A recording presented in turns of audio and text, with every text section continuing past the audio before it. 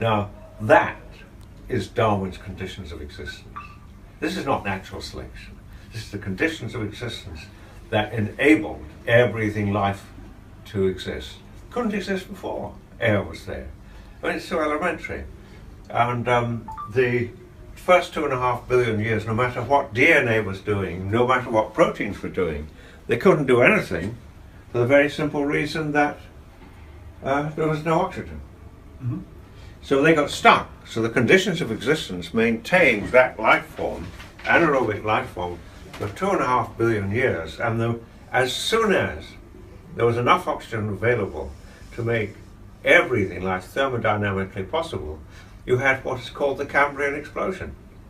Cambrian explosion being the explosion of air-breathing life which created all 32 phyla of animal existence that we know today.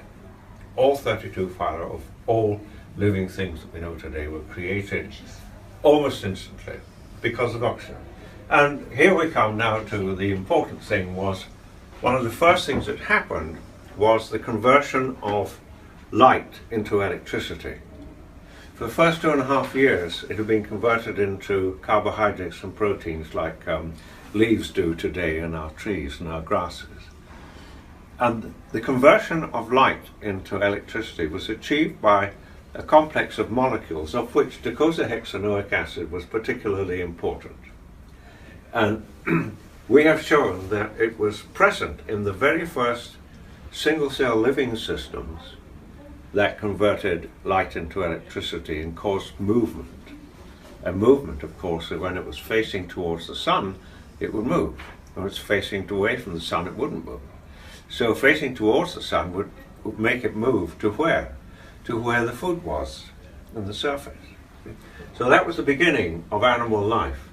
And the astonishing thing is that the chemistry, as far back as 450 million years ago in the cephalopods, is the same in the photoreceptor as it is in your eyeball and my eyeball. For 450 million years, 500 million years, even 600 million years, the chemistry of that system, that visual system that converted light into electricity, has remained inviolate.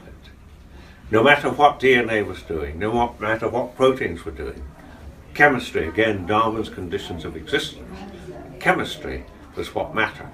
And it was that molecule, DHA, which was singularly important, as was retinol as well alongside it, in doing this job of converting light into electricity.